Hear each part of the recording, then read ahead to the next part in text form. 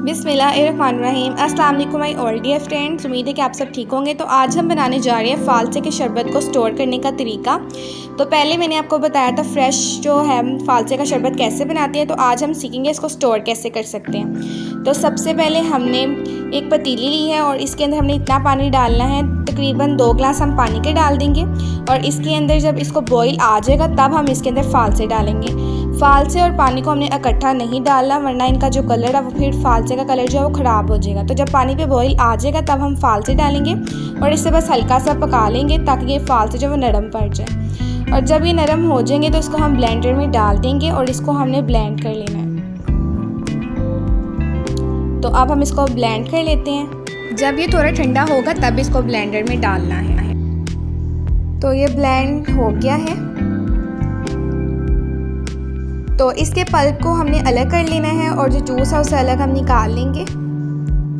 किसी भी स्ट्रेनर की मदद से हम जो है वो उसका पल्प अलग कर लेंगे और जूस अलग कर लेंगे।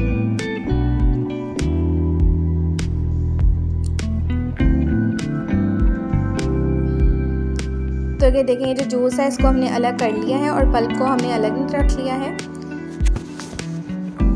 तो अब हम शरबत बनाना स्टार्ट करते हैं। तो इसके लिए हमने आधा किलो चीनी ली है, 500 ग्राम, और 500 ग्राम ही फालसे थे हमारे पास। तो हमने दोनों की मकदार जो है वो सेम रखनी है।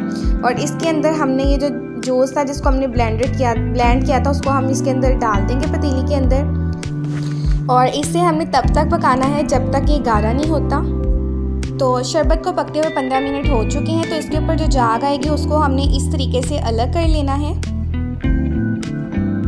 और इसे 15 मिनट के लिए हम तेज़ आंच पर पकाएंगे। और आप कोशिश करें कि जब आप इसको ब्लेंड करें तो उसमें पानी जो है वो कम डालें, वरना फिर आपको बहुत देर तक इसको पकाना पड़ेगा। ये गाढ़ा फिर इतनी जल्दी नहीं होता। अगर आप पानी इसके अंदर ज़्यादा डाल देंगे तो फिर ज़्यादा पकाना पड़ेगा, इसलिए कम पानी डालें। तो अब हमने यहाँ पर 2 लेमन लिए हैं और इसका जूस हम इसके अंदर डाल देंगे।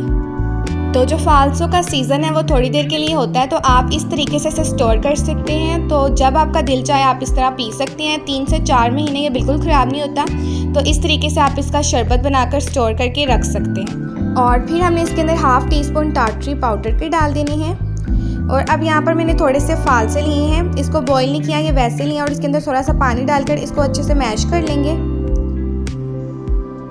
तो यहाँ पर हमने मैश कर लिए हैं।